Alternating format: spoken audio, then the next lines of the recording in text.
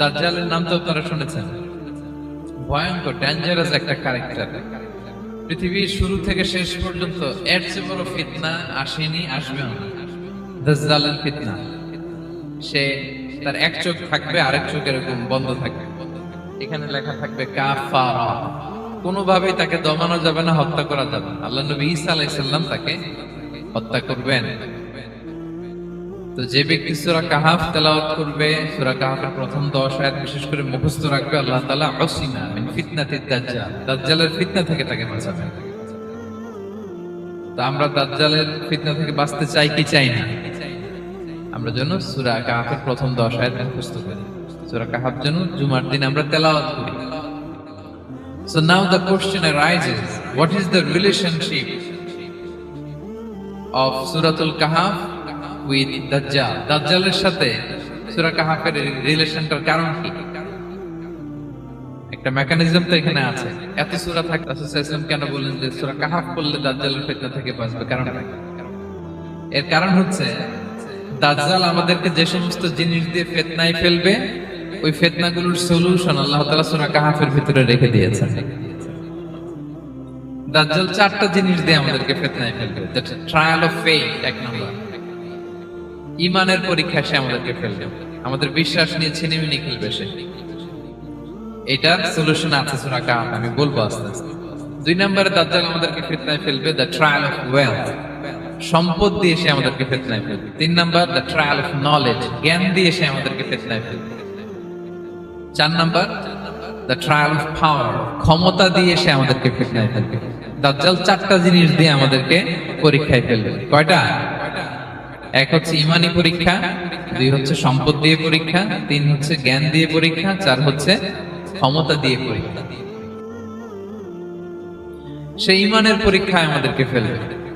সে এসে বলবে আমি তোমার রব, এবং এটা প্রমাণ করার জন্য যা যা দরকার আল্লাহ তাআলা তাকে সব দিবেন। সে সব করতে পারবে। সে বলবে আমি তোমার রব। যদি বিশ্বাস না হয়, তোমার বাবাকে যদি জীবিত করে বিশ্বাস করবে? অনেকে বলবে হ্যাঁ আমার আব্বাকে জীবিত করে দেখান। তো তার বাবাকে ঠিকই সে জীবিত করে ফেলবে। আসলে শয়তান তার বাবার সুরাত নিয়ে সামনে দাঁড়াবে। আরে তাই তো, এটাই তো আমার বাবা, এটাই তো আমার দাদা। মানুষ ফিতনায় পড়ে যাবে, ঈমানের ফিতনায়। সে ভাববে আসলে এটাই বোধহয় আমার রব। এবং তাকে এত ক্ষমতা দেয়া হবে, তার ডান দিকে থাকবে জান্নাত, বাঁ দিকে জাহান্নাম। তার কাছে আল্লাহ এটা দিবে। যে তার কথা শুনবে তাকে সে জান্নাতে ঢুকাবে, কিন্তু জান্নাতে ঢুকে সে জাহান্নামের শাস্তি ভোগ করবে। এটা তার বাইরের মানুষ বুঝবে না, অ্যাপারেন্টলি এটা জান্নাত। আর যে তাকে মানবে না তাকে সে জাহান্নামে ফেলবে, কিন্তু জাহান্নামে ঢুকলেও সে জান্নাতের নাজ নেয়ামত ভোগ করবে। তাহলে এই যে ঈমানের ফিতনায় সে ফেলে দিবে আমাদেরকে। তো ঈমান কি করে বাঁচাবো, এটা সলিউশন আমি শোনাবো আপনাদের। 2 নম্বরে সে আমাদেরকে সম্পদ দিয়ে ফিতনায় ফেলবে। যা যা লাগবে সে তাই দিতে পারবে, যা লাগবে। সে যদি আকাশকে বলে আকাশ বৃষ্টি দাও, যাকে তারা মানবে ওই এলাকায় বৃষ্টি হবে, সুজলা সুফলা শস্য শ্যামলা হবে সে সমস্ত এলাকা, ফল মূলে ভর্তি হবে, বরকত আর বরকত। আর যে এলাকার লোকেরা, জনপদের লোকেরা তাকে মানবে না, সে বলবে ওখানে বৃষ্টি হবে না, হবেও না। ওখানে খরা, দুর্ভিক্ষ, মাটি ফেটে চলছে, মানুষ না খেয়ে মরছে, মহামারী, দুর্ভিক্ষ দেখা যাবে। তখন বিশ্ববাসী মনে করবে এটাই বোধহয় আমাদের রব। তার মানে সম্পদ দিয়ে ফিতনায় ফেলে দেবে। 3 নম্বর হচ্ছে নলেজ, তার জ্ঞানের কাছে গোটা বিশ্ব হার মানবে। পূর্বের পরের যত জ্ঞান আছে সব আল্লাহ তাকে দিবে। ইলমুল আউয়ালিন ওয়াল আখিরিন, এমন কোন প্রশ্ন নেই যেটা দিয়ে তাকে আটকানো যায়। যাই জিজ্ঞেস করবেন সব জানতা, সব বলে দেয়।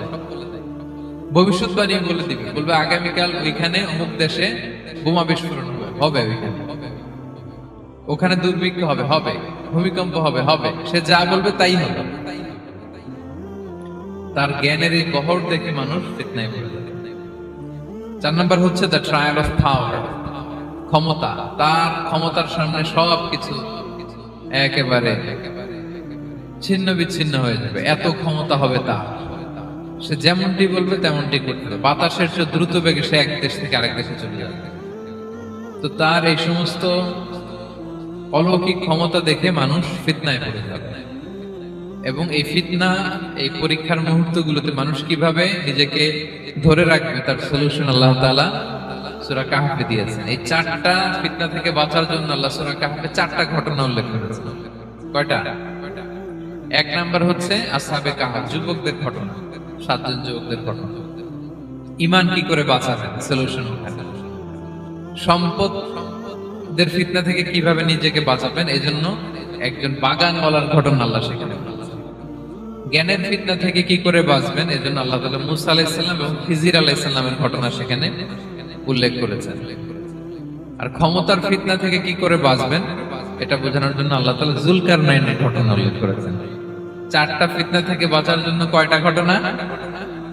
চারটা ঘটনা। আমরা তাহলে একটা একটা করে ঘটনা শুনি, আমরা একটু উদ্ধার করার চেষ্টা করি যে কি কি সলিউশন আল্লাহ তাআলা আমাদের বাতলে দিলেন। এক নম্বর হচ্ছে আসহাবে কাহফের ঘটনা। এটা 250 খ্রিস্টাব্দের সময়কালে রোমান সাম্রাজ্যের একজন বাদশা ছিল, নাম দাকিয়ানুস। প্রতাপশালী বাদশা, পৌত্তলিক, মূর্তির পূজা করে। ঈসা আলাইহিস সালাম বিদায় নিয়েছেন 200-250 বছর হলো। তো সব নবীর ধর্মই কিন্তু ইসলাম, যদিও আমরা নাসারা বলি, ইহুদি বলি, সব নবীদের ধর্মই কি ইসলাম। তো তিনি ছিলেন পৌত্তলিক, মূর্তির পূজা করত।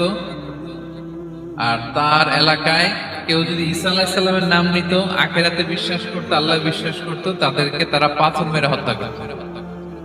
এজন্য ভয়ে কেউ ঈসাই ধর্মে ঈমান আনত না, মানে ইসলামে ঈমান আনত না। এই রাজার ভয়ে সবাই মূর্তির পূজা করত।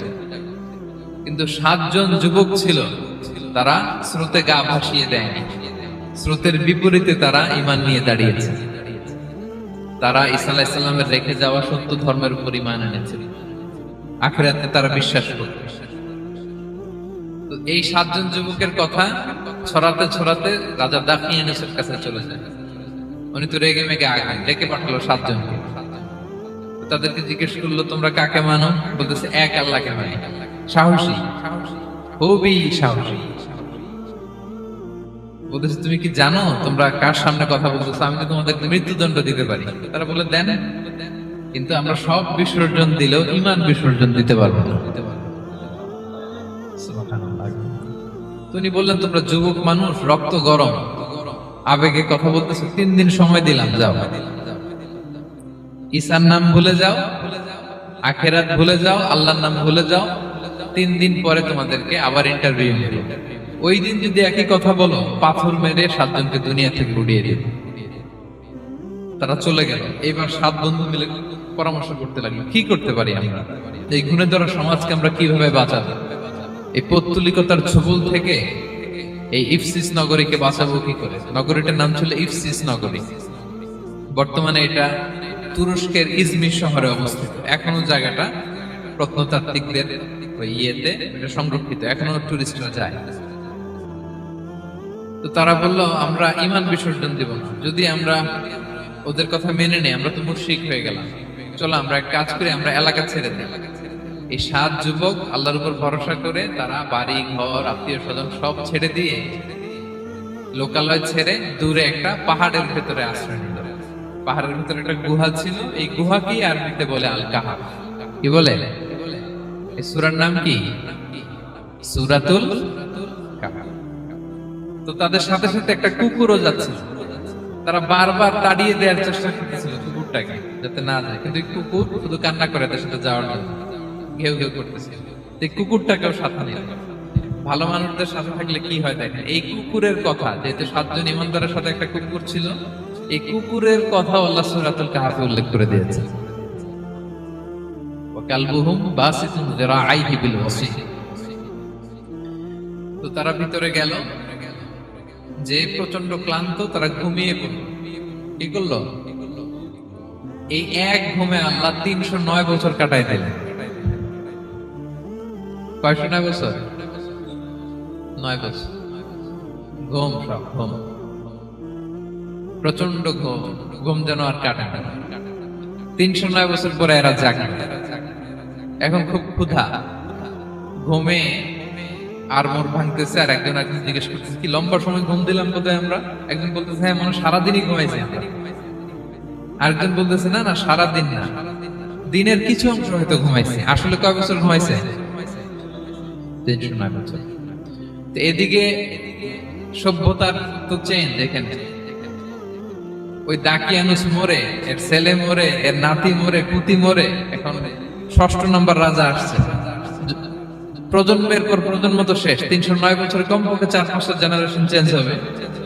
তো জেনারেশন চেঞ্জ হয়ে, এলাকা চেঞ্জ হয়ে, তারা যে স্বপ্ন দেখেছিল এই ইফসিস নগরীতে কালেমার পতাকা উঠবে, তাদের স্বপ্ন আল্লাহ বাস্তবায়ন করেছে। 309 বছরের ব্যবধানে এই এলাকার সবাই মুসলিম হয়ে গেছে। আল্লাহ চাইছিলেন ওদেরকে দেখাবে এটা, ওদের স্বপ্নটা যে বাস্তবায়ন হয়েছে এটা দেখাবে।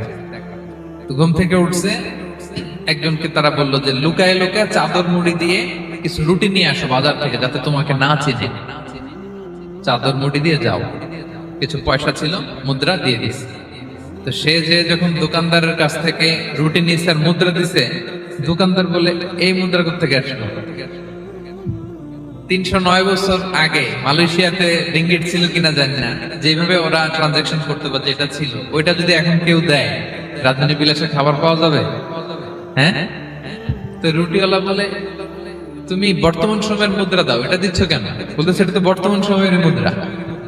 বলতেছে এই যে মুদ্রার মধ্যে দেখো কোন সালের সিল দেওয়া, এটা তো শত শত বছর আগে। বলতেছে কি বলে শত বছর আগে? আমি তো আজকে সকালেই বাজার করলাম, ওই বাজার করে যে টাকাগুলো ছিল ওইটাই তো পকেটে।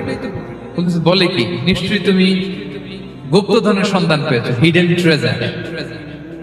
বলো, মানে তার সাথে এদের কথাবার্তা কিছু মিলতেছে না। পরে তাকে ধরে ওই সময়কার রাজার কাছে নিয়ে গেছে। ওই রাজা আবার মুসলিম, সবাই মুসলিম তখন। সে যা বলে এরাও কেউ বিশ্বাস করে না, এরাও যা বলে এও বিশ্বাস করে না। আর এলাকায় এর বাড়ি ঘর আসবে কোত্থেকে? এর নাতি পুতি যা আছে 5-6 পুরুষ তো মরে সবাই কবরে। তখন তার কথা শুনে সবাই অবাক। তো এটা মিলানোর জন্য তারা 309 বছর আগে দাকিয়ানুস বাদশার সরকারি যে নথিপত্র, এই পুরাতন ছিঁড়া নথিপত্র তারা বের করে দেখে ঠিকই দাকিয়ানুস নামে এক বাদশা ছিল। আর অনেক শত শত বছর আগে মোস্ট ওয়ান্টেড 7 জন যুবক ছিল, যাদের ব্যাপারে এক্সিকিউশনের অর্ডার ছিল। এখন দেখে তারা অবাক। লম্বা ঘটনা আমি শর্ট করে বলতেছি। পরে সবাই মিলে তাকে সহ ওই গুহায় গেল। গুহায় যাওয়ার পরে সে বাকিদেরকে ডাকতে গুহার ভিতরে ঢুকলো। আল্লাহ তাআলা 7 জনকে ওইখানে মৃত্যু দিয়ে দিলেন। চিরকালের জন্য এই 7 জন ঘুমায় পড়ল। আর এলাকাবাসী রাজা সহ এখানে তারা একটা মসজিদ নির্মাণ করল। This is the story of আসহাবে কাহাফ।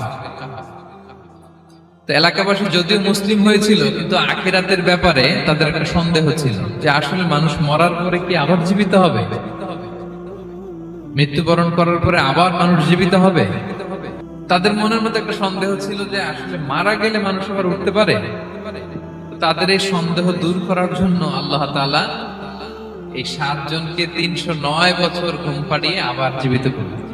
সুবহানাল্লাহ। তাহলে ঈমান কিভাবে বাঁচাতে হয় এটার প্রেরণা আমরা এই 7 যুবকের কাছ থেকে পাই। এখানে যেটা আমরা শিখি প্রিয় ভাইরা, 1 নম্বর লেসন হচ্ছে আমাদের গুড কোম্পানি লাগবে, রাইটাস পিপল, মানে আমাদের সার্কেলটা ভালো হইতে হবে। তাদের 7 জনের সার্কেলটা খুব ভালো ছিল, ফলে তারা বিপথে যায় না এবং তারা এমন শক্ত সিদ্ধান্ত নিয়েছে যে আল্লাহ তাআলা সেটাতে বরকত দিয়েছেন, গোটা সমাজকে আল্লাহ তাআলা চেঞ্জ করে দিয়েছেন। এটা হচ্ছে 1 নম্বর লেসন। আপনি ঈমান বাঁচাতে হলে আপনার সার্কেল ভালো লাগবে। খুঁজবেন যে এলাকায় যাবেন ওখানে নামাজি সার্কেল কারা আছে, ওখানে জ্ঞানী গুণী সার্কেল কারা আছে, ওখানে ভালো কাজ করতে চায়, একে অপরকে সহযোগিতা করে, কল্যাণের পথের যাত্রী কারা আছে খুঁজতে হবে আপনাকে। খুঁজে ওই সার্কেলে আপনি যুক্ত হবে, তাইলে ঈমান বাঁচানো যাবে। ক্লিয়ার? 2 নাম্বার হচ্ছে conflict between believers and disbelievers is universal.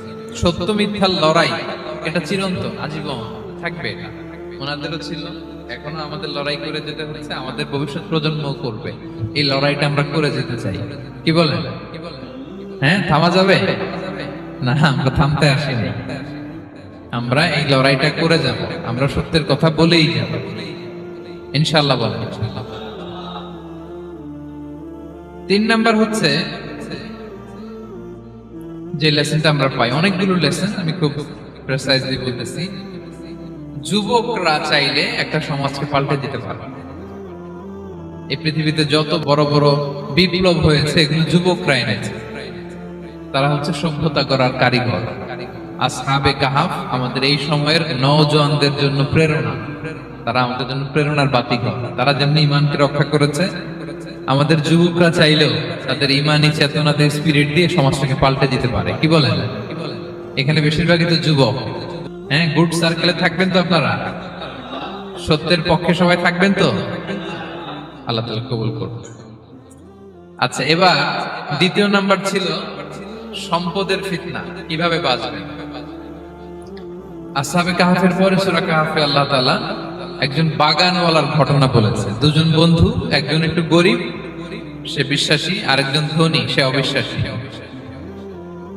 তাকে আল্লাহ তাআলা বিশাল বড় খেজুরের বাগান আর আঙ্গুরের বাগান দিয়েছেন, বিশাল অনেক বড় বিজনেস ম্যাগনেট। তো এই সম্পদের অহংকার সে করত।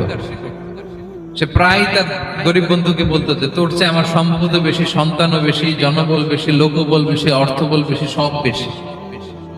অহংকারে তার পা মাটিতে পড়ত না। আর সে আখিরাতে অবিশ্বাস করত এবং সে বলতো যে এই সম্পদ আমারে বাঁচাবে, চিরকাল আমাকে স্মরণীয় করে রাখবে, এই সম্পদ কোনোদিন যাবে না। অনেক বড় বড় ধনীরা আছে, তারা এরকম মনে করে যে আমি এত বড় সিআইপি, হ্যাঁ, আমি এত বড় বিজনেস ম্যাগনেট, এই দিন বোধহয় আর চেঞ্জ হতে পারে না, আমার আজীবনই বোধহয় এত পাওয়ার থাকবে, এত সম্পদ থাকবে। এটা ভুল ধারণা। এটা কি ভুল ধারণা? এই যে তুরস্কে দুর্ভিক্ষ হইল না, আপনারা দেখছেন না যে অনেক সম্পদের মালিক বাড়ি ঘর ভেঙে রাস্তার ফকির। এখন ওই যে রিফিউজিদের জন্য যে খাবার আসছে ওখানে লাইনে দাঁড়াইছে, কারণ এখন লাইনে না দাঁড়ালে খাবারও তো মিলবে না। 1000 কোটি টাকার মালিক ছিল, ভেঙে চুরে সব শেষ। এখন রিলিফের নেওয়ার জন্য দুস্থদের কাতারে ওখানে দাঁড়াইছে, কারণ দাঁড়াইলে কিছু খাবার পাওয়া যাবে, খিচুড়ি পাওয়া যাবে, তা না হলে তো খাবারটাও মিলবে না। এই যে বঙ্গবাজারে আগুন লাগলো আমাদের বাংলাদেশে, 20টা-25টাও দোকান ছিল অনেকের যাদের অন্যান্য বিজনেস আছে তারা হয়তো সার্ভাইভ করতে পারতেছে, কিন্তু এমন অনেক ব্যবসায়ী ছিল সব শেষ, জ্বলে পুড়ে তার টাকা পয়সা পুঁজি স্বপ্ন সব শেষ। তো ধনীকে গরিব বানাতে আল্লাহর 1 সেকেন্ডও লাগে না। ওই বিশাল প্রাসাদ থেকে টেনে ভাঙ্গা থালা হাতে দিয়ে রাস্তায় নামাইতে আল্লাহ কয় সেকেন্ড লাগে বলেন তো? 1 সেকেন্ডও লাগে না। সো এই লেসনটা কিন্তু আমাদের নিতে হবে। এবং ওই ব্যক্তির নসিবে তাই ঘটেছিল। সে যখন অহংকার করতেছিল, আল্লাহ তাআলা আকাশ থেকে উসমান একটা আগুন পাঠালো। ওই আগুন এসে তার আঙ্গুরের বাগান, তার খেজুরের বাগান, বিশাল মাইলকে মাইল এই বাগান জ্বালিয়ে পুরো মুহূর্তের মধ্যে সারখার, এবং মুহূর্তের মধ্যে সে পথের ভিখারি, ফকির। এই ঘটনাটা এনে আল্লাহ তাআলা সম্পদশালীদেরকে রিমাইন্ডার দিলেন যে এই সম্পদের ফিতনায় তোমরা পড়ে যেও না।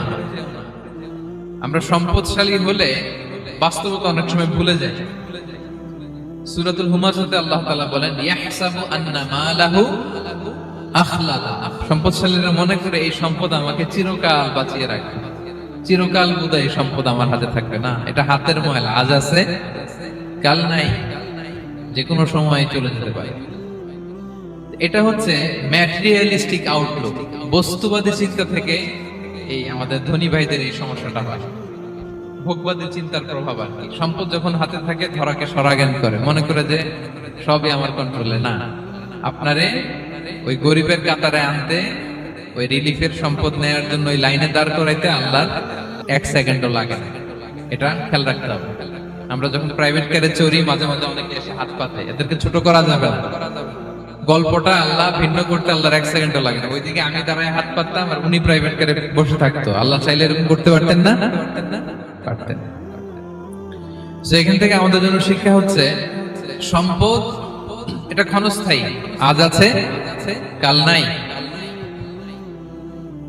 এটা ক্ষণস্থায়ী, এটাকে এভারলাস্টিং মনে করা যাবে না। এভারলাস্টিং হচ্ছে আখিরাত। ওয়ালাল আখিরাতু খায়রুল লাকা মিনাল উলা। আখিরাত তোমার জন্য দুনিয়ার চেয়ে শ্রেষ্ঠ। এবং আল্লাহ তাআলা দৃষ্টান্ত একটা দিয়েছেন যে দুনিয়ার জীবনটা হচ্ছে কামা, ওই পানির মতো যেটা আনজালনাহু মিনাস সামা, আকাশ থেকে নাজিল করেছি, ওই পানি ক্ষেতের মধ্যে পড়ে ফসল ফুল ফসল হয়েছে, এরপরে যখন ফসল কাটা হয় ওই ক্ষেত খামার এগুলো তৃণলতা হয়ে যায়, ভুসির মতো হয়ে যায়, তখন বাতাসের ঝাপটায় একবার এদিকে যায় একবার ওদিকে যায়। অনেক লম্বা উপমা, আমি সংক্ষেপে বললাম। তো শেষ আউটপুটটা হচ্ছে এটা, সম্পদ এটা মুহূর্তেই চলে যেতে পারে। সম্পদ উপার্জন জায়েজ আছে, মুসলিমরা সম্পদ উপার্জন করতে পারবে, কোনো অসুবিধা নাই। আপনি যদি ধনী হন এটা ভালো, ফলে আপনি যাকাত দিতে পারবেন, অসহায় দুস্থদের সহায়তা করতে পারবেন, কন্ট্রিবিউট করতে পারবেন। আপনি সম্পদ হাতের মুঠোয় নেবেন, কন্ট্রোল করবেন, কিন্তু এই দিকে স্থান দিবেন না, দ্যাটস ইট, তাহলেই হবে। আমরা সম্পদ কি করতে পারবো? উপার্জন করতে পারবো, কিন্তু হৃদয়ে স্থান দিতে পারবো না। হৃদয়ে স্থান থাকবে আখিরাতের। এই মাইন্ডসেট যদি আপনি গড়ে তোলেন, তাহলে সম্পদের ফিতনা আপনি কখনো বলবেন না। এই পয়েন্টটা কি ক্লিয়ার সবার? ক্লিয়ার। 3 নাম্বার ফিতনা ছিল কিসের ফিতনা দেখি কে বলতে পারে? প্রথমটা হচ্ছে বিশ্বাস বা ইমানের ফিতনা, 2 নাম্বার হচ্ছে সম্পদের ফিতনা, 3 নাম্বার জ্ঞানের ফিতনা। জ্ঞানেরও কিন্তু ইলমেরও একটা গরম আছে, যার ইলম আছে তার মধ্যে এই সমস্যাটা কাজ করে। সেটার জন্য আল্লাহ তাআলা মুসা আলাইহিস সালাম, খিজির আলাইহিস সালামের ঘটনা বলেন। আমি খুব সংক্ষেপে বলবো, সময় কম। মুসা আলাইহিস সালাম হচ্ছে বনি ইসরাইলের নবী, আর খিজির আলাইহিস সালাম কেউ বলেছেন নবী, কেউ বলেছেন আল্লাহর ওলি। আসলে আরবিতে ওনার নাম খদির, আমরা বাংলায় বলি খিজির। খদির মানে সবুজ। উনি যে কোনো জায়গায় বসলে ওখানে মরা গাছ লতা পাতা এগুলো সবুজ হয়ে যেত। অনুর্বর এলাকার উপর দিয়ে হেঁটে গেলে ওটা উর্বর হয়ে যেত। তো মুসা আলাইহিস সালাম একবার ওয়াজ করতেছেন এইভাবে বনি ইসরাইলের সামনে, খুতবা দিচ্ছেন। হঠাৎ এক লোক দাঁড়ায় বলে, ইয়া নবী আল্লাহ, মান আ'লামু ফিল আরদ, বর্তমান পৃথিবীতে সবচেয়ে জ্ঞানী কে? মুসা আলাইহিস সালাম বলেন, ফাকালা আনা, আমি। কি বললেন? উনি আসলে ভুল কিছু বলেন নাই, কারণ প্রত্যেক জামানার নবীকেই আল্লাহ তাআলা সবচেয়ে বেশি জ্ঞান দিয়ে পাঠান, কারণ তার কাছে ওহীর জ্ঞান আসে, অদৃশ্যের খবর আসে, ইলমুল গায়ব আসে। কিন্তু এই উত্তরটা আল্লাহ তাআলার পছন্দ হয় না। আল্লাহ তাআলা চাচ্ছিলেন মুসা যদি বলতো আল্লাহ তাআলাই জানে কে জ্ঞানী বা আল্লাহই সবচেয়ে জ্ঞানী, এরকম হলে ভালো হতো। কিন্তু মুসা আলাইহিস সালাম কি বলছে? আমি। এখন প্রশ্ন করলো, সবচেয়ে বড় জ্ঞানী কে? উনি কি বললেন? আমি। এই যে আমি আমি, এটাতে ঝামেলা আছে। আমি বড়, আমি জানি, আমি সব, দিস ইজ প্রবলেমেটিক। আল্লাহ এটা পছন্দ করলেন না। আল্লাহ তাআলা মুসা আলাইহিস সালামকে বললেন, মুসা তুমি যে বলছো তুমি জ্ঞানী, না তুমি জ্ঞানী না, তোমার চেয়ে বড় জ্ঞানী আছে। মুসা আলাইহিস সালাম বললেন, তাই নাকি? আমার চেয়ে বড় জ্ঞানী কে? তো আল্লাহ তাআলা বললেন, ইযহাব ইলা মাজমাইল বাহরাইন, 2 সাগর বা 2 নদীর মিলনস্থলে যাও, ওখানে আমার এক বান্দা আছে তোমার চেয়েও জ্ঞানী। মুসা আলাইহিস সালাম বললেন, তাই নাকি? তো আল্লাহ, আমি কিভাবে চিনি উনি কোথায় থাকে, কিভাবে বুঝবো? আল্লাহ বললেন, একটা বড় মাছ নাও, এটাকে ফ্রাই করো, এটাকে ফ্রাই করে একটা ঝুড়ির ভেতরে নাও, যেখানে এই মাছটা সাগরে ঢুকে যাবে ওখানে আমার বান্দাকে পাবে। তো উনি উনার সহযোগী ইউশা ইবনে নুনকে নিয়ে হাঁটতে লাগলেন। হাঁটতে হাঁটতে এক জায়গায় ক্লান্ত হয়ে পাথরের পাশে বিশ্রাম নিলেন। ওই পাথর থেকে আবার এক ধরনের পানি বের হয়, পানিটারে বলে আবে হায়াতের পানি, মাউল হায়াত, জীবন নদীর পানি। এই পানি কোনো মৃত প্রাণী বা বস্তুর গায়ে লাগলে ওটা জীবিত হয়ে যায়। তো ওনারা পাথরে হেলান দিয়ে বিশ্রাম নিচ্ছিলেন। ওই পানি ওই ফ্রাই করা মাছের গায়ে লাগার সাথে সাথে মাছ জীবিত হয়ে ঝুড়ি থেকে বের হয়ে সাগরে ডুবে গেছে। ওনারা আর খেয়াল করেন না। এরপর আবার হাঁটতে লাগলেন। হাঁটতে হাঁটতে যখন ক্লান্ত শ্রান্ত, তখন বলে, এই ইউশা, আমাদের ওই মাছ ফ্রাই মাছটা দাও, এখন খাই। ঝুড়ি খুলে দেখে মাছ নাই। মাছ গেল কোথায়? তখন ইউশা বললো, হয়তো আমরা যে পাথরের ওখানে বিশ্রাম নিয়েছিলাম ওখানে আমরা বিশ্রাম, এখানে হারাই ফেলছি। চলো চলো, আরে ওইদিকে তো যাইতে হবে আমাদের। উনি গেলেন, যে দেখে মাছ যে জীবিত হয়ে বালুর দিকে নাড়াচাড়া করতে করতে সাগরে ঢুকে গেছে, ওখানে দাগ আছে। মুসা আলাইহিস সালাম ঢুকলেন সুরঙ্গ, ঢুকে দেখে চাদর গায়ে দিয়ে এক লোক শুয়ে আছে। সালাম দিলেন, আসসালামু আলাইকুম। ওই লোক চাদর আর সরায় না, ভিতর থেকে বলতেছে, ওয়ালাইকুম আসসালাম। তো চাদরের ভিতর থেকে উনি বলে, মান আন, তুমি কে? মুসা আলাইহিস সালাম বললেন, আনা মুসা, আমি মুসা। উনি বলেন, মুসা বনি ইসরাইল, বনি ইসরাইলের মুসা? বলেন, হ্যাঁ। কেন এসেছো? এবার চাদর খুললেন। বলতেছে, আপনার কাছ থেকে কিছু শিখতে আসছি। আল্লাহ বলছে, আপনি নাকি সবচেয়ে বড় জ্ঞানী। আমি ভুল করে বলে ফেলছিলাম আমি, আল্লাহ বলছেন যে আপনি নাকি জ্ঞানী। বলতেছে, না, তুমি আমার জ্ঞান নিতে পারবে না, ওই ধৈর্য শক্তি তোমার নাই। মুসা আলাইহিস সালাম বললেন যে আপনি যে কোনো শর্তে আমাকে একটু রাখেন কয়েকদিন আপনার সাথে, আমি রাজি। বললেন না তুমি পারবে না। মুসা আলাইহিস সালাম জোর করতে লাগলেন, অবশেষে খিদির আলাইহিস সালাম রাজি হলেন। বললেন শর্ত হচ্ছে আমি যাই করি আর না করি আমাকে কোনো প্রশ্ন করা যাবে না। মুসা আলাইহিস সালাম বললেন ওকে। সফর শুরু হলো। সামনে নদী, এক লোক তাদের নৌকা দিয়ে নদী পার করাই দিল। নদী পারাপারের পর খিজির আলাইহিস সালাম লাঠি দিয়ে নৌকার তলাটা ছিদ্র করে দিলেন। মুসা আলাইহিস সালাম বললেন ইন্না লিল্লাহি, এটা আপনি কি করলেন? ওরা আমাদেরকে নদী পার করে দিল, আর যে ভাড়াটা আসছিল এটাও নিল না, আমাদেরকে সম্মান দেখলো, আপনি নৌকা ছিদ্র করে দিলেন। খিজির আলাইহিস সালাম বলছে এই যে আমি বলছিলাম না তুমি ধৈর্য ধারণ করতে পারবে না, যাও তোমার রাস্তায় তুমি আমার রাস্তায় নেই। মুসা আলাইহিস সালাম আবার ক্ষমা চাচ্ছেন যে আপনি আমার ক্ষমা করেন, আমি তো ভুলে গেছি। আর প্রশ্ন করবেন। চলতে লাগলেন। হঠাৎ বাচ্চারা খেলতেছে, এক বাচ্চাকে ধরে হত্যা করলেন খিজির আলাইহিস সালাম। এবার তো মুসা আলাইহিস সালাম রেগে গেছে, আপনি করলেনটা কি? একটা নিষ্পাপ ফুলের মতো শিশুকে হত্যা করলেন। খিজির আলাইহিস সালাম বলে এই যে আমি জানতাম যে তুমি ধৈর্য ধারণ করতে পারবে না, তোমার রাস্তা এক আমার রাস্তা এক, যাও। এবার মুসা আলাইহিস সালাম করজোর করতেছে যে this is the last chance, একটা ফাইনাল চান্স দেন, একটা সুযোগ দেন, আর আমি প্রশ্ন করব না, এটাই লাস্ট।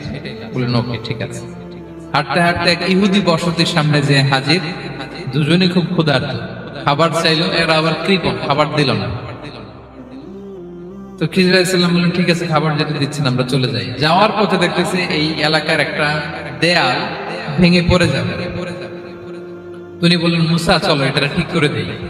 দুইজন মিলে প্রচন্ড ক্ষুধায় এটা সেটা এনে দেয়ালটা তৈরি করতেছে। মুসা আলাইহিস সালাম তো এমনিই রাগী, পেটে আবার ক্ষুধা, আবার বলছে কিছু বলাও যাবে না। তিনি এবার আর প্রশ্ন করেন, বলতেছে ওরা এত কিপটামি করলো আর আপনি এটা করে দিলেন, আপনি তো চাইলে এটা টাকা নিতে পারতেন, পারিশ্রমিক নিতে পারতেন চাইলে। এই কথা বলার পর খিজির আলাইহিস সালাম বললেন হাদা ফিরাকু বাইনি ওয়া বাইনি, এখানেই তোমার আর আমার সেপারেশন, আর সামনে আগানো যাবে না, তোমার কোনো ধৈর্যই নাই। তো এতটুকু তোমাকে আমি বলি যে আমি একটাও আল্লাহর আদেশ ছাড়া করি নাই, আল্লাহর আদেশে আমি করেছি। কি?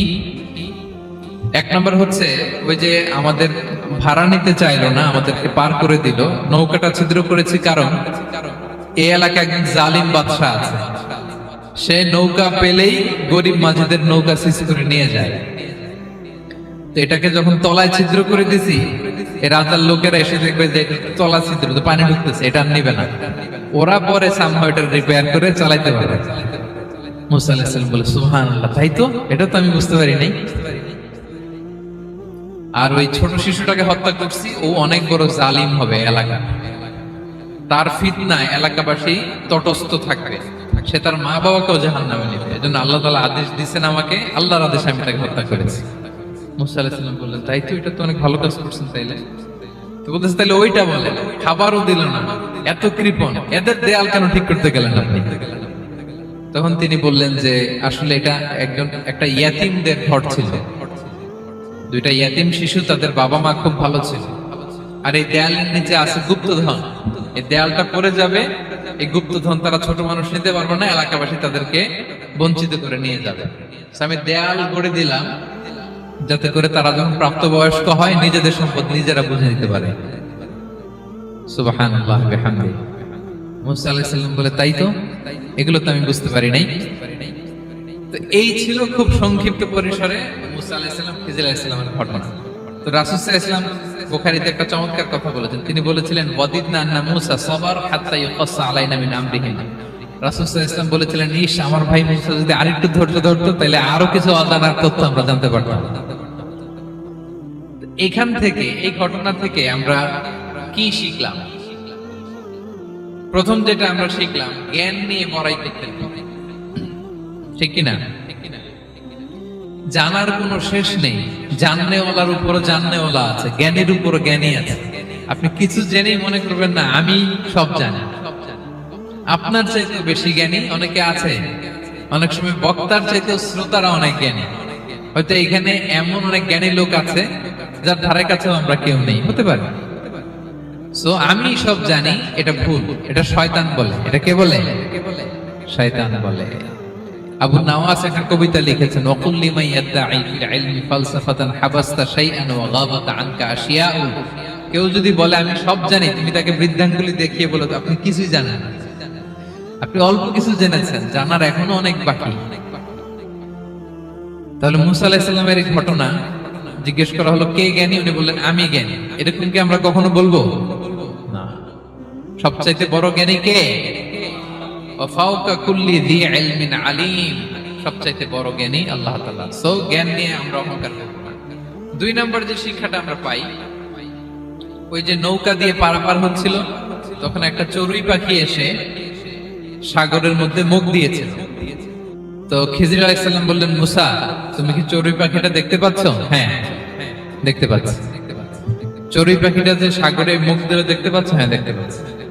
তখন খিজির আলাইহিস সালাম বললেন, চড়ুই পাখিটা সাগরে মুখ দিয়ে পানি খাওয়ার পরে চড়ুই পাখির ঠোঁটে বা চঞ্চুতে যতটুকু পানি লেগে আছে, এই পানিটা হচ্ছে তোমার আমার এবং মহাবিশ্বের আমাদের সকলের জ্ঞান। আর এই মহাসাগরের সকল পানি হচ্ছে আল্লাহ তাআলার জ্ঞান। আল্লাহ তাআলা বলেছেন, ওমা উতিতুম মিনাল ইলমি ইল্লা কালিলা। আমি তোমাদেরকে একেবারে অল্প জ্ঞান দিয়েছি, একেবারে অল্প।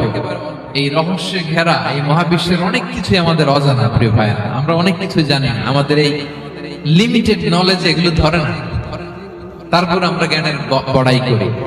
আপনারা উপমাটা বুঝতে পারছেন? একটা নৌকা থেকে চড়ুই পাখি ঠোঁট দিয়ে পানি খাচ্ছে, পানি খাওয়ার পরে স্বভাবতই চড়ুই পাখির ঠোঁটে একটু পানি তো লাগবে।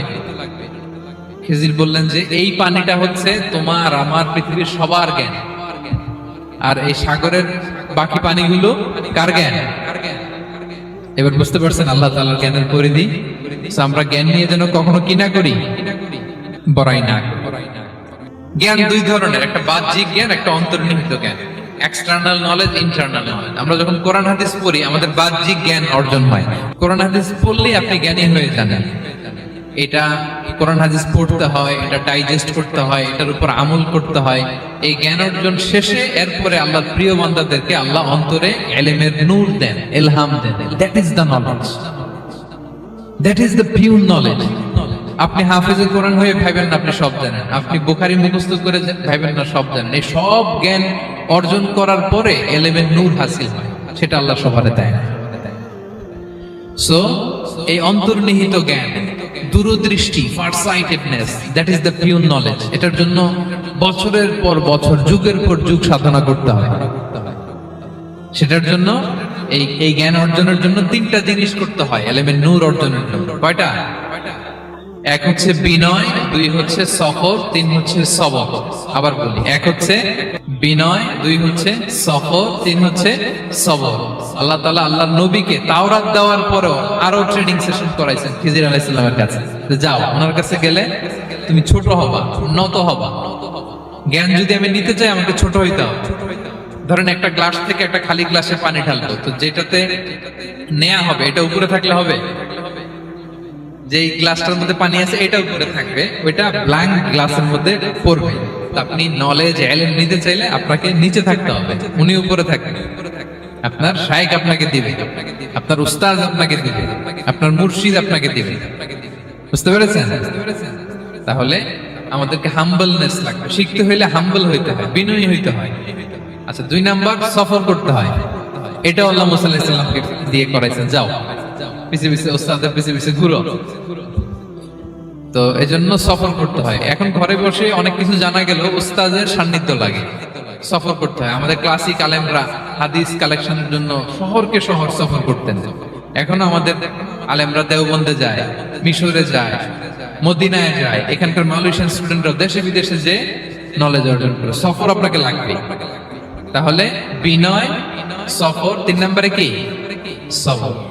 ধৈর্যশীল হইতে হবে। দেখেন মুসা আলাইহিস সালাম বারবার প্রশ্ন করে ফেলতেছেন, বারবার ওয়াদা ভঙ্গ করতেছেন। এরকম করলে হবে না, ধৈর্য লাগবে। ধৈর্যের বলে বলিয়ান হলে তখনই আপনার মধ্যে ইলম আসবে। তাহলে জ্ঞানের ফিতনায় পড়ার আর আমাদের কোনো সম্ভাবনা আছে? আমরা বিনয়ী হব, আমরা জ্ঞান আল্লাহর দিকে ফিরাই, আমরা বলবো উনি সবচেয়ে ভালো জানেন। পারা যাবে তো ইনশাআল্লাহ? আচ্ছা, আমি একেবারে শেষ পর্যায়ে চলে আসছি, 2 মিনিটের মধ্যে শেষ করে দিচ্ছি। 3 নাম্বার ছিল কিসের ফিতনা? 4 নাম্বার ক্ষমতার ফিতনা। এই ফিতনা থেকে বাঁচার জন্য সর্বশেষ আল্লাহ তাআলা যুলকারনাইনের ঘটনা বলেছেন। অনেক বড় বাদশা ছিলেন, পৃথিবীতে 4 জন বাদশা গোটা বিশ্ব শাসন করেছেন। 2 জন কাফির, 2 জন মুমিন। কাফির একজন হচ্ছে নমরুদ, যিনি ইব্রাহিম আলাইহিস সালামকে আগুনে ফেলেছিলেন। আরেকজন হচ্ছে বখতেনাসার, যাকে ইংরেজিতে বলে নেবুচারনেজার দ্য সেকেন্ড, দ্বিতীয় নেবুচারনেজার। তারা কোনো নির্দিষ্ট এরিয়ার বাউন্ডারির বাদশা না, গোটা বিশ্বের বাদশা ছিলেন। এই 2 জন কাফির। আর 2 জন বাদশা ছিলেন গোটা বিশ্বকে শাসন করেছেন, তারা ছিলেন মুমিন। একজন হচ্ছে সুলাইমান আলাইহিস সালাম, আল্লাহর নবী। আরেকজন হচ্ছে যুলকারনাইন, গোটা বিশ্ব শাসন করেছেন, প্রাচ্য থেকে পাশ্চাত্য সব জায়গায় তিনি গিয়েছেন, ইসলামের বাণী প্রচার করেছেন, জালিমদেরকে শায়েস্তা করেছেন। তো এরকম দিক বিদিক তিনি জয় করতেছিলেন। অনেকে যুলকারনাইনকে আলেকজান্ডার দ্য গ্রেটের সাথে গুলিয়ে ফেলে না। ম্যাসিডোনিয়াতে যে আলেকজান্ডার দ্য গ্রেট ছিল, উনি আর যুলকারনাইন এক নন। যুলকারনাইন হচ্ছে আল্লাহ তাআলার প্রিয় একজন বান্দা, অনেক বড় সাহসী বীর পুরুষ ছিলেন, গোটা বিশ্বে ইসলাম প্রচার করেছেন। করতে করতে করতে করতে অনেক বড় ঘটনা, আমি সব শেষের ঘটনাটা বলি। উনি জর্জিয়া, বর্তমান যে জর্জিয়ার তিবলিসি এরিয়া, এখানে এসে একটা এলাকার সন্ধান পেলেন, যারা আমাকে এসে বলল যে এখানে একটা জঙ্গলি গ্রুপ আছে যাদের নাম ইয়াজুজ মাজুজ, তারা এসে আমাদের উপর হামলা করে। হে যুলকারনাইন, আমরা আপনাকে ট্যাক্স কালেক্ট করে দিচ্ছি, আপনি তাদের মাঝে আর আমাদের মাঝে একটা প্রাচীর তৈরি করে দেন। আপনারা ইয়াজুজ মাজুজের নাম শুনেছেন না? ইংরেজিতে বলে গগ ম্যাগগ। নূহ আলাইহিস সালামের 4 সন্তান ছিল, হাম, সাম, ইয়াফাস, কানাআন। এই ইয়াফাসের বংশধর হচ্ছে ইয়াজুজ মাজুজ, জঙ্গলি, হাজার হাজার শুধু বংশ বিস্তার করে।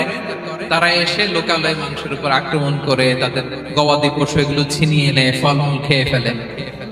তো যুলকারনাইন বাদশার কাছে যখন বিচার দেওয়া হলো, উনি বললেন ঠিক আছে, তোমাদের ট্যাক্স দেয়া লাগবে না, তোমরা শারীরিক পরিশ্রম করে আমাকে সাহায্য করো। তো উনি বর্তমানে হচ্ছে এক পাশে কৃষ্ণ সাগর, ব্ল্যাক সি, আরেক দিকে কাস্পিয়ান হ্রদ বা কাস্পিয়ান সাগর, এর মাঝখানে 1200 কিলোমিটার লম্বা মাউন্টেন রেঞ্জ, পাহাড়ি এরিয়া, আপনারা গুগলে দেখবেন। এইখানে 2 পাহাড়ের মাঝখানে ফাঁকা জায়গায় তিনি বড় বড় লোহার পাত প্রথিত করলেন, গেড়ে দিলেন। এরপরে তামা, সীসা গালিয়ে বিশাল একটা ওয়াল তৈরি করলেন। এটা যুলকারনাইন উনার বানানো ওয়াল বা ড্যাম, প্রাচীর। এখন আর ইয়াজুজ মাজুজ আসতে পারে না, ওরা আর আসতে পারে না। ওরা প্রতিদিন এটা ভাঙার চেষ্টা করে, কিন্তু ভাঙতে ভাঙতে আরেকটু ভাঙলেই ভেঙে যাবে। ওরা বলে আগামীকাল ভেঙে ফেলবো, ইনশাল্লাহ বলতে ভুলে যায়। এজন্য এরপরের দিন এসে দেখে আবার এটা আগের মতো হয়ে আসে। কিয়ামতের আগ দিয়ে ওদের মধ্যে এই ইনশাআল্লাহর প্রেরণা আসবে। তাদের একজন বলে উঠবে, আগামীকাল ইনশাআল্লাহ আমরা এটা ভেঙে খান খান করে দেবো, ঠিকই ভেঙে ফেলবে। তখন তারা ভেঙে চুরে কুটি কুটি ইয়াজুজ মাজুজের দল এসে হামলে পড়বে। সামনে পড়বে তাবারিয়া সাগর, এক দল এসে তাবারিয়া সাগর এমন ভাবে খাবে, এই দল যাওয়ার পরে আরেক দল এসে এখানে যে সাগরে যে পানি ছিল এটা কল্পনাই করতে পারবে না। তারা পৃথিবীতে ফিতনা ফাসাদ করবে। ঈসা আলাইহিস সালাম তখন আসবেন, দোয়া করবে আল্লাহ তাআলার কাছে মুমিনরা, একটা মহামারী দিবে আল্লাহ তাআলা ইয়াজুজ মাজুজের মধ্যে, ওরা মরে যাবে সব। এরপর বিশাল এক পাখি এসে তাদেরকে আল্লাহর মর্জি মাফিক এমন এক জায়গায় ফেলে আসবে, কেউ জানবে না। তো তারা যে পচে গলে মাটির সাথে মিশেছিল, এই গলিত লাশ থেকে মাটি খুব উর্বর হয়ে যাবে। এরপর আল্লাহ তাআলা পৃথিবীর মধ্যে বারাকা দিবেন, কিছু রোপণ করলে তাড়াতাড়ি ফুলে ফেপে বড় বড় ফলমূল হচ্ছে। তো এটা কিয়ামতের আলামতের অন্য কোন আলোচনায় হয়তো আমরা বলবো। তো যুলকারনাইন তিনি বিশাল এখানে প্রাচীর তৈরি করে দিয়েছিলেন, এবং প্রাচীর তৈরি করে দিয়ে তাদেরকে বলেছিলেন যে যতদিন আল্লাহ তাআলা চাইবেন এটা থাকবে, এবং যেদিন আল্লাহ তাআলার আদেশ আসবে এটা ভেঙে খান খান হয়ে যাবে। তার মানে দেখেন, এত পাওয়ারফুল, এত শক্তিশালী, এত ক্ষমতাধর হওয়ার পরেও তিনি তার ক্ষমতাকে কার দিকে ফিরিয়ে দিয়েছেন? যে আল্লাহ যতদিন চাইবে এই প্রাচীর টিকে থাকবে, যেদিনে আল্লাহ তাআলার আদেশ আসবে এই প্রাচীর ভেঙে ভেঙে খান খান হয়ে যাবে। সো আমরা ক্ষমতার দেখা পেলে, চেয়ার একটা পেলে, আমরা যেন জালিম হয়ে না উঠি, এটা হচ্ছে এখান থেকে শিক্ষা। আমরা যেন জুলুম না করি। উনি সম্পদের মালিক ছিলেন, ক্ষমতার মালিক ছিলেন, কিন্তু উনি যে আল্লাহর বান্দা এটা ভুলে যান নাই।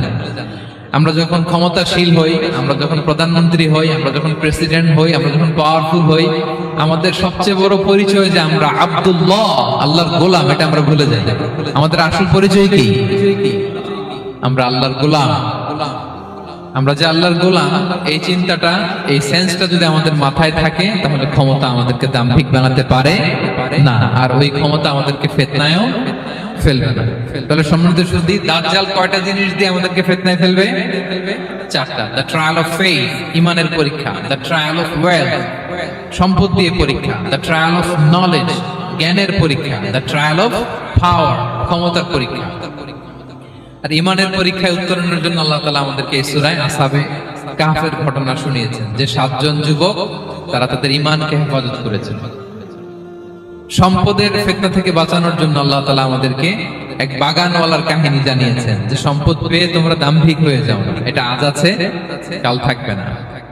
জ্ঞানের পরীক্ষা থেকে আমাদের মুক্তির জন্য আল্লাহ তাআলা অনেক বড় করে আল্লাহ নবী মুসা আলাইহিস সালাম, খিজির আলাইহিস সালামের ঘটনা শুনিয়েছেন, আমাদের বুঝিয়েছেন যে আমাদেরকে বিনয়ী হতে হবে, জ্ঞানের জন্য সফর করতে হবে এবং সবর করতে হবে। সব শেষে আল্লাহ তাআলা ক্ষমতার ফিতনা থেকে বাঁচানোর জন্য ক্ষমতাধর, আমরা তো একটা দেশের মালিক হই এখন, অমুক দেশের প্রেসিডেন্ট, অমুক দেশের প্রধানমন্ত্রী, উনি গোটা বিশ্বের প্রতাপশালী রাজা ছিলেন জুলকারনাইন, তারপরেও উনি যে আব্দুল্লাহ, উনি যে আল্লাহর গোলাম, এটা তিনি ভুলে যাননি। তাহলে এইভাবে যদি আমরা এই ফিতনাগুলো থেকে বাঁচার চেষ্টা করি, তাহলে এই ফিতনা থেকে আমরা বেঁচে থাকতে পারবো, এবং দাজ্জাল যদি এই মুহূর্তেও আসে, সে আমাদেরকে বিভ্রান্ত করতে পারবে না। পারবে? পারবে না ইনশাআল্লাহ। ইনশাআল্লাহ বলেন। আর ভবিষ্যতের সব কাজের আগে আমরা সবসময় কি বলবো? মনে থাকবে সবার? আল্লাহ তাআলা আমাদের সবাইকে কথাগুলো বোঝার ও আমল করার তৌফিক দান করুন। হাযা মা ইনদি ওয়াল ইলমু ইনদাল্লাহ আলাইহি তাওয়াক্কালতু ওয়া ইলাইহি উনীব। ওয়াসসালামু আলাইকুম ওয়া রাহমাতুল্লাহি তাআলা ওয়া বারাকাতুহু।